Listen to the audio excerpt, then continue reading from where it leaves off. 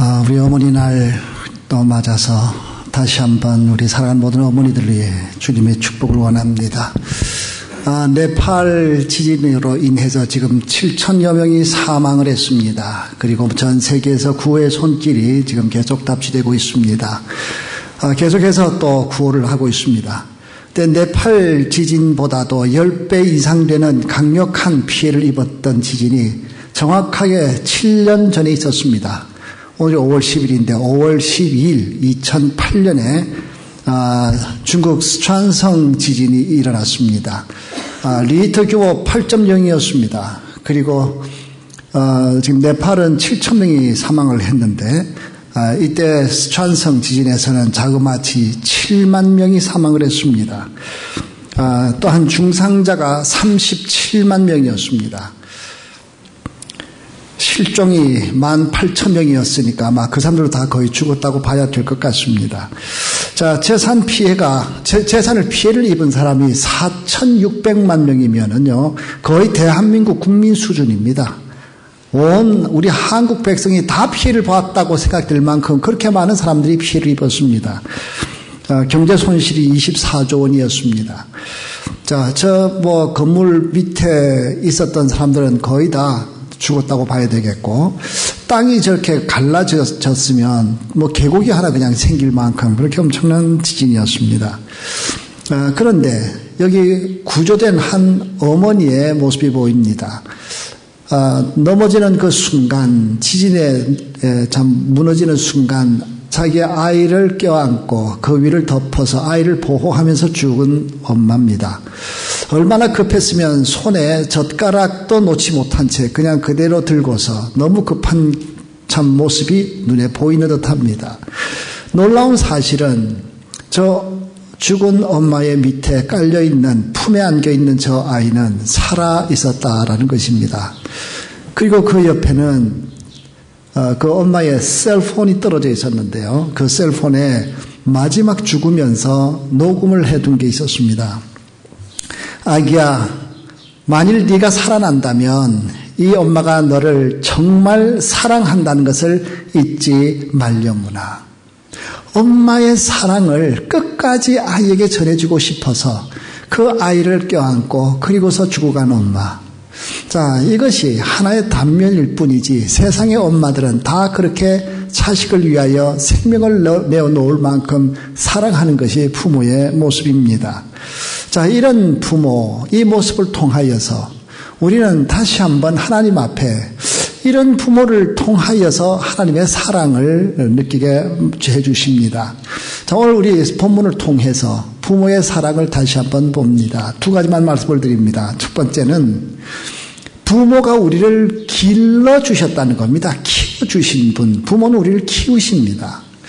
자, 22절을 보면 너를 낳은 아비에게 청종하고 네 늙은 어미를 경히 여기지 말라 그렇게 말씀합니다.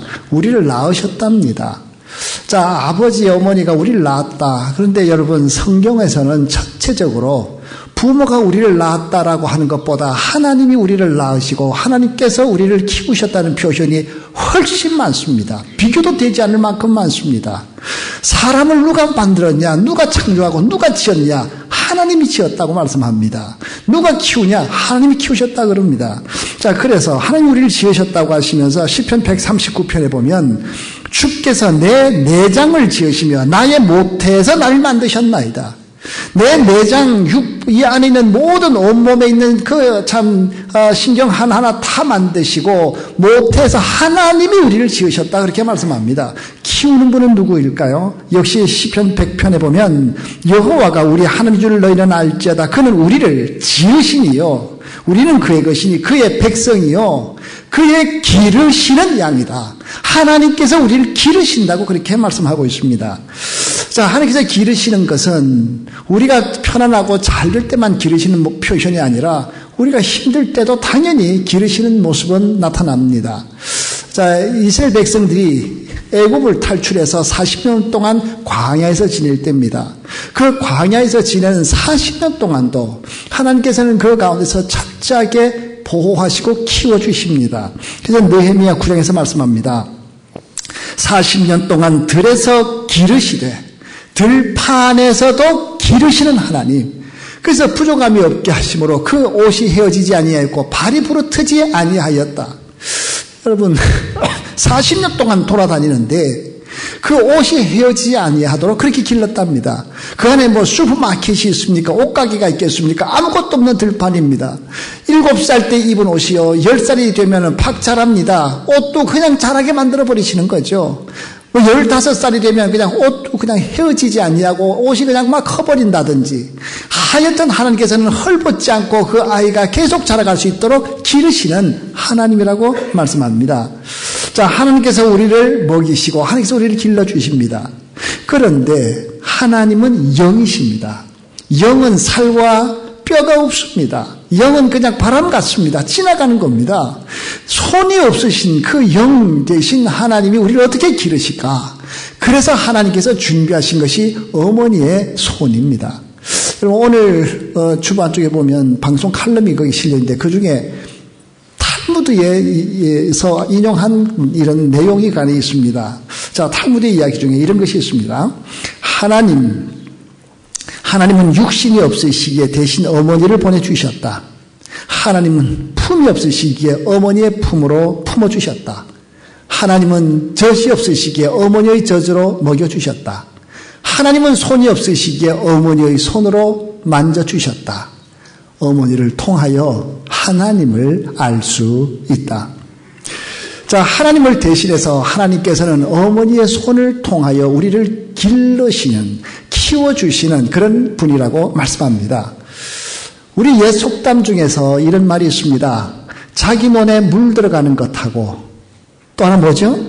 자기 자식의 입에 밥 들어가는 것이 제일 보기가 좋다는 말을 합니다. 엄마들은요, 자기 자식의 입에 밥 넣는 거, 이 음식 먹이는데 아주 목숨을 겁니다. 하여튼 이 애들을 어떻게 하면 잘 먹일까? 거기에 그냥 온 신경을 다 쓰십니다. 자, 엄마는 그냥 어떻게 하든지 잘 먹여서 기르는 그런 엄마. 잘 안 먹는 애들, 우리 뭐 젊은 엄마들도요, 잘 안 먹는 애들, 1시간도 앉아가지고 그냥 그 하나라도 더 먹이려고 애를 쓰는 그런 엄마들 우리 종종 봅니다. 아빠들은요, 안 먹어? 그럼 관둬라. 배고프면 지 먹겠지. 그러고 그냥 둘 수 많은데, 엄마들은 끝까지 아이들을 먹입니다.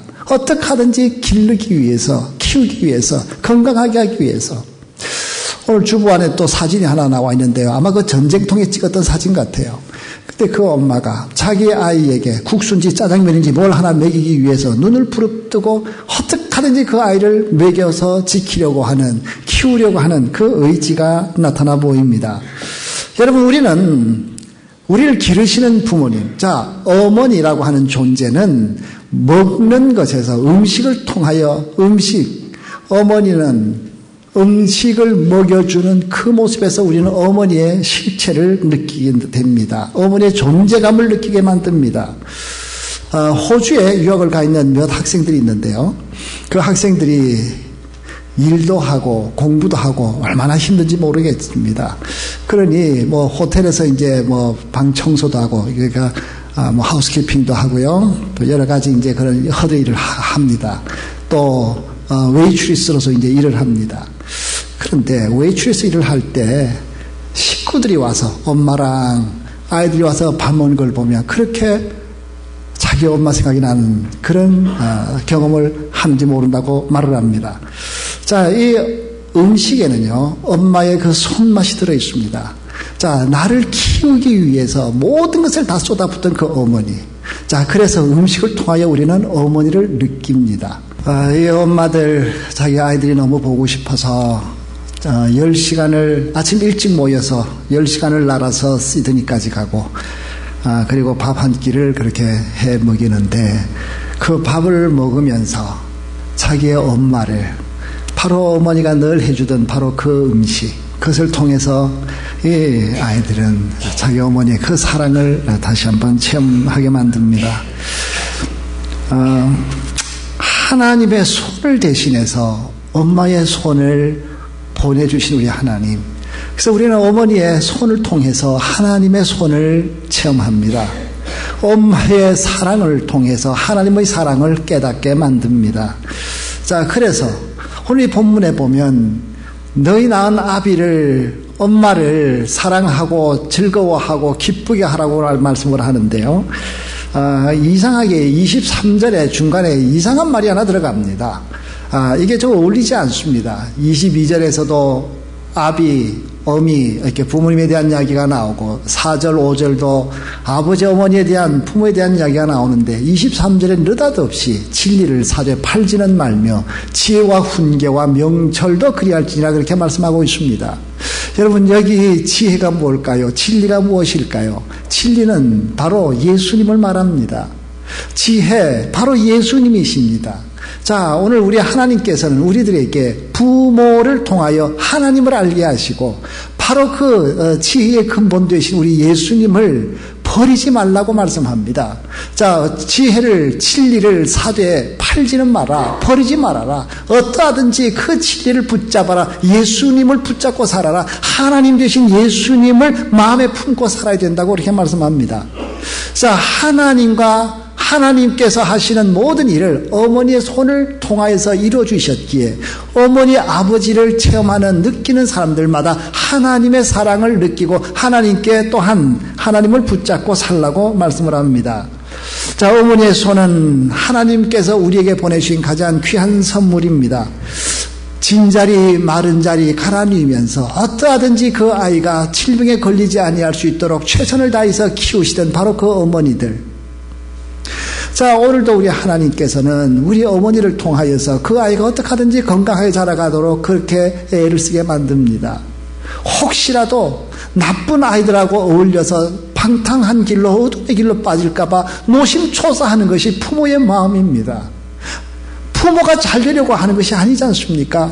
전적으로 이 아이들이 행복하게 살아가게 하기 위하여서 그 아이를 위하여서 모든 것을 쏟아붓는 부모님, 바로 그것은 하나님의 사랑이었다고 말씀합니다.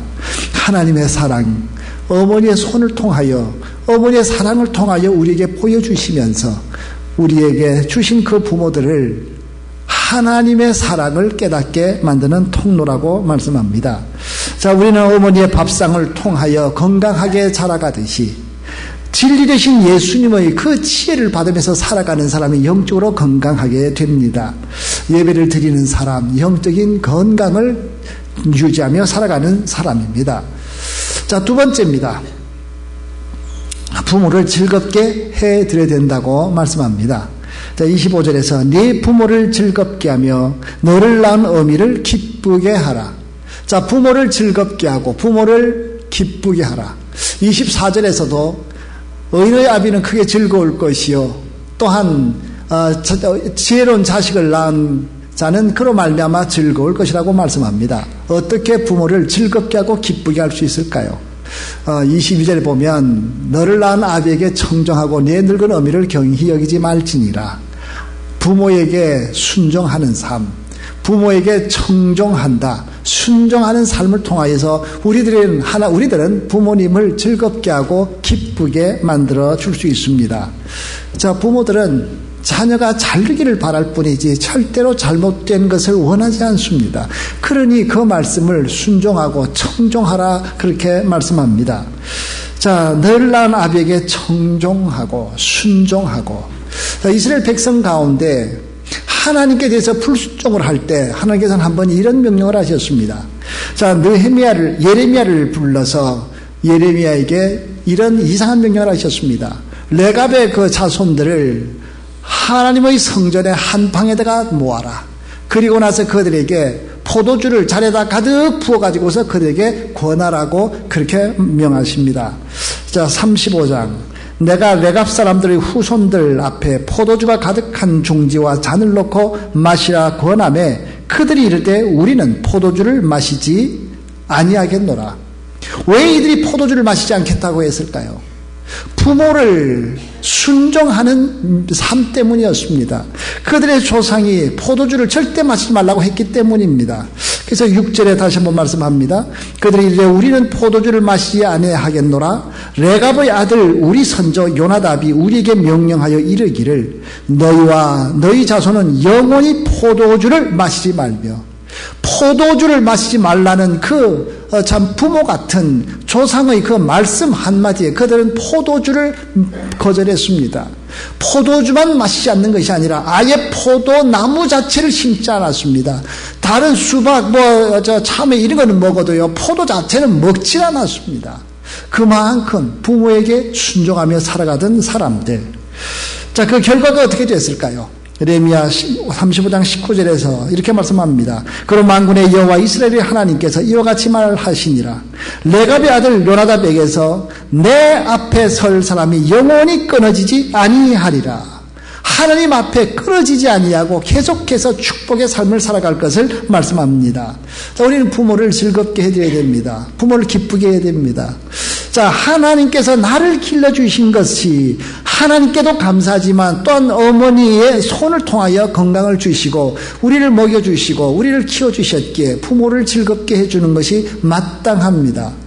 자, 노인이 되어서 얼굴에 이렇게 검버섯이 생겨도 노인이니까 천만에요. 노인들도 이거 레이저 하는 거 이거 좋아하세요. 자, 부모님들도요, 연세가 드셔도 마사지 하는 거 좋아하십니다. 예쁘게 치장하시는 거 다 좋아하십니다. 눈썹 그리는 거 얼마든지 좋아하십니다. 저도 좀 그릴까 싶을 만큼 자꾸 이게 하여튼 외모가 지금 자꾸 떨어져 나가잖아요. 자, 부모들의 마음은 어떠하든지 지금도 예쁘게 건강하게 지내기를 원하십니다. 자, 여행도 많이 하고 싶어 하시고 자녀들과 대화도 하고 싶어 하십니다. 특히 편찮을 때 자주 연락을 해야 됩니다. 자, 이런 일들이 우리에게는 축복의 통로이기 때문이라고 말씀합니다. 에베소서 6장 우리가 잘 아는 말씀인데 우리 같이 한 목소리 같이 한번 합독을 한번 하십시다. 자녀들아, 주 안에서 너희 부모에게 순종하라. 이것이 옳으니라. 내 아버지와 어머니를 공경하라. 이것은 약속 있는 첫 계명이니 이로써 네가 잘 되고 땅에서 장수하리라. 아멘. 조사 기관마다 다 다르긴 하지만요, 우리 작년에 나왔던 통계 중에 이런 것이 있었습니다. 자, 어머니날, 어머니들이 받기 제일 싫어하는 선물, 1등이 카네이션입니다. 오늘도 카네이션을 다 받으셨는데, 못 받으신 분이 계실 것 같아요. 늦게 오셔서. 못 받으신 분들은요, 어차피 카네이션은 받기 싫은 거 1위니까, 상관없다고 생각하시면 됩니다. 자, 두 번째, 제일 받기 싫은 거 끝에서 그러니까 두 번째로 받기 싫은 것이, 복잡한 전자기기랍니다. 최신형 스마트폰, 이런 거 다 사주면요, 스트레스 받아요. 어떻게 쓰는지 아주 복잡하고 이게 어렵잖아요.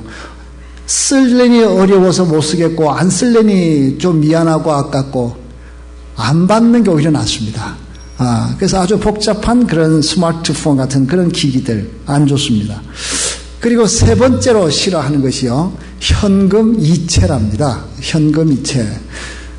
무슨 말이냐면 이렇게 정성껏 카드를 만들고 거기다가 딱 해서 500불 캐시 딱 접어서 이렇게 넣어서 이렇게 부모님 드리면 부모님 그건 좋아하세요.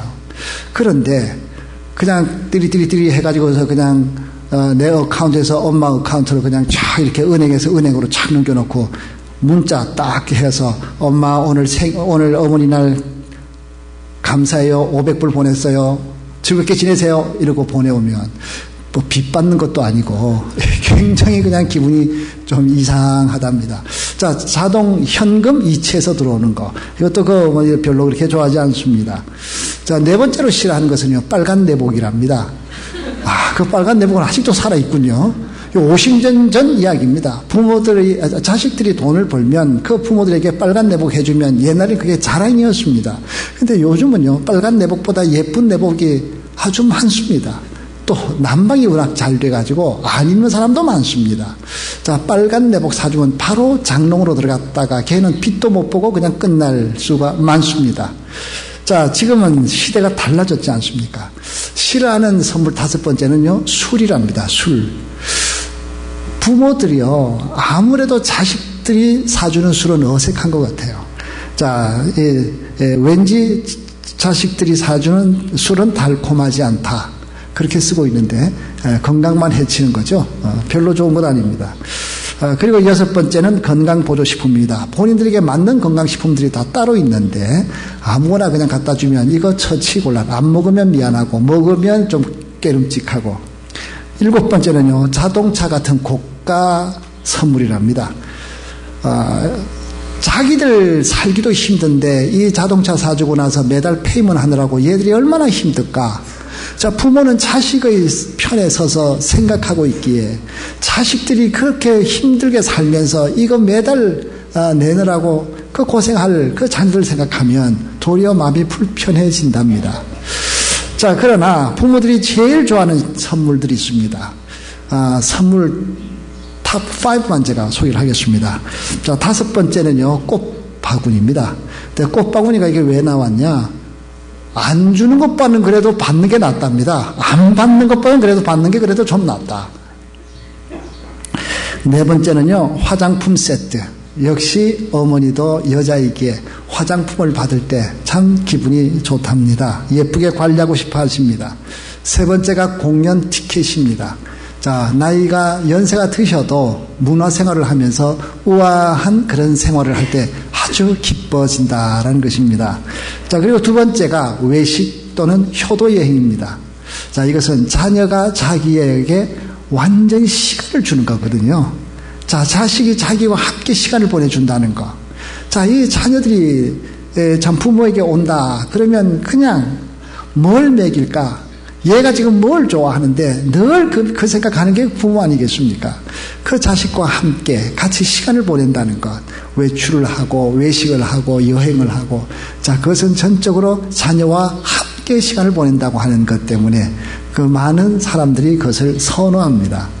그리고 첫 번째는요, 조금 예외이긴 한데 자녀의 행복이라고 이렇게 썼습니다. 자녀들이 잘 돼서 자녀들이 아무런 문제 없이 행복하게 살아갈 때 그때 부모는 큰 기쁨을 느끼게 됩니다. 자녀가 잘 사는 것을 보면 자녀를 사랑하게 되면 그것처럼 달콤한 것은 없답니다. 자녀가 잘 되고 나서는요, 혹시라도 저 상대방이 우리 애 뭐 안부 좀 안 물어보나 기다리고 있을 만큼 그렇게 그것이 좋답니다. 손주들 자랑하는 우리 애녹 선교들 많으시잖아요.